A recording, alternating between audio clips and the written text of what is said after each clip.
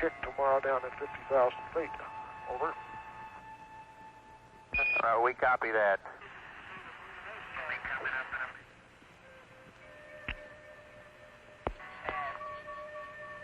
Hello, Houston, Apollo 10. We've got a beautiful view of the Earth here, but it's absolutely fantastic.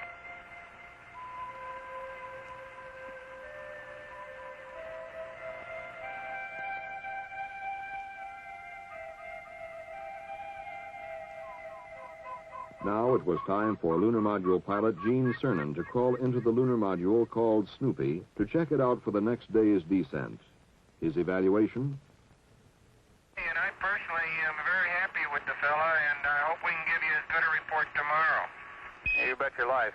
Hey, you watch Snoopy well tonight and make him sleep good, and we'll take him out for a walk and let him stretch his legs in the morning.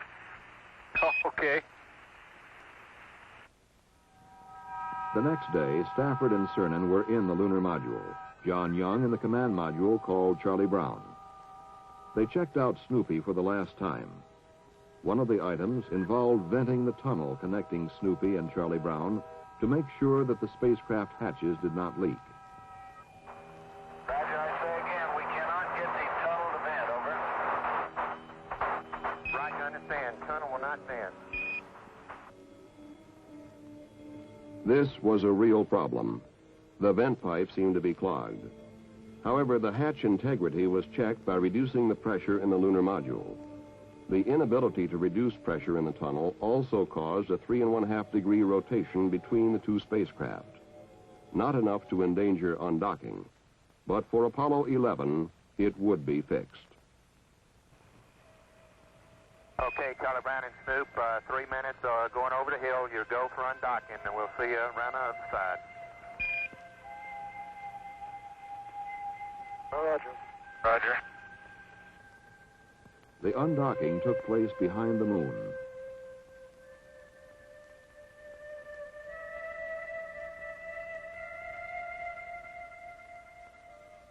When contact was reestablished, Snoopy and Charlie Brown were ready for the separation maneuver prior to descent. The word from John Young and Charlie Brown was, "You'll never know how big this thing gets when there ain't nobody in here but one guy. You'll never know how small it looks when you're as far away as we are." Hey, John, if you get a chance, you can turn on the radar transponder. We'll correlate the VHF ranging with it. Okay, my transponder is on. Transponder is on, and the test switch is in operate. I should be getting a radar signal here, and I sure don't. an electronic piece of radar equipment in the command module was not functioning. Without it, there would be no rendezvous and no low-orbit descent in the lunar module to the moon. In mission control and in the two spacecraft, switch positions and procedures were rechecked. For the descent and subsequent rendezvous were the heart of the Apollo 10 mission. From mission control, one last-ditch instruction was sent up. Roger, how about trying to recycle the power switch, Charlie Brown? In the command module, Young turned the switch off, then on again. Hey, that did it, you guys. It's on. Hey, and I got signal straight though, buddy. What do you know about that? A little thing, a stuck switch, but for Apollo 11, it would be corrected. Okay, Jose, say adios, and we'll see you back in about 6 hours. Right. Have a good time while we're gone, babe. Yeah, don't get lonesome out there, John. And don't accept any TEI update.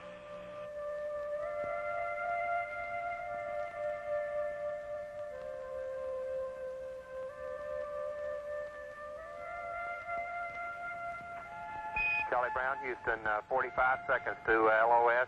You're still go for DOI. DOI, Descent Orbit Insertion, would come about 180 degrees from landing site 2, the primary site for Apollo 11. According to the inexorable laws of celestial mechanics, this burn of the lunar module descent engine would put Stafford, Cernan, and Snoopy less than 10 miles above the site. Once more in mission control, they waited for word from the moon. Houston, Charlie Brown. They're down there among the rocks, mumbling about the boulders and things right now. 8 miles above the surface, 35,000 feet over the ancient hills. Then a communications problem. Contact with Snoopy was reestablished through Charlie Brown.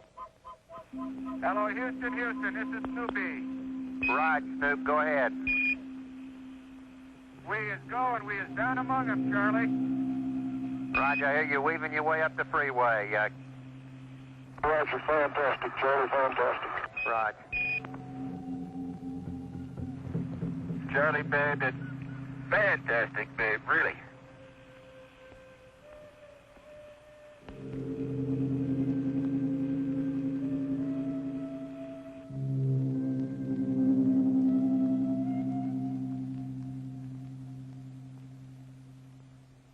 We just can't believe what we're seeing. I tell you, Joe, this satellite of ours, this moon of ours, had a rough beginning somewhere back there.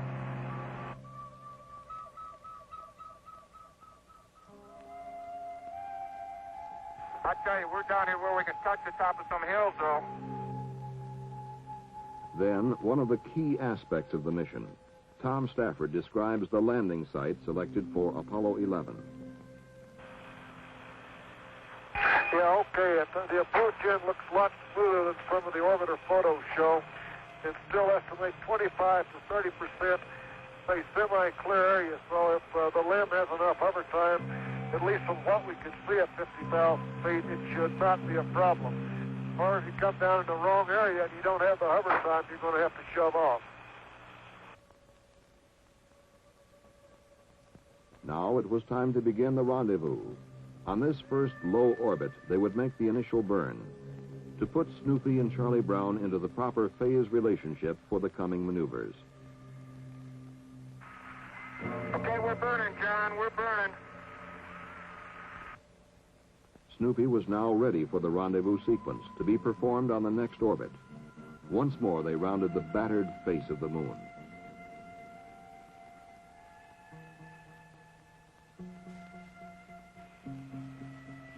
Oh, Charlie, we just saw Earthrise, and it's got to be magnificent.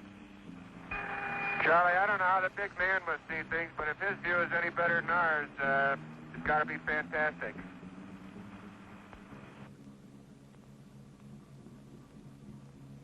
Before the actual rendezvous burns took place, the lunar module's ascent stage would have to be separated from the descent stage.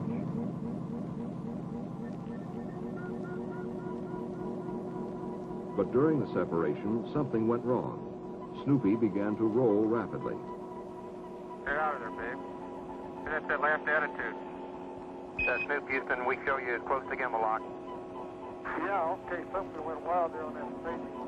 And we're all set. We didn't lock it. We're going to head to the Ottoman. Charlie Brown, Houston, they got staging.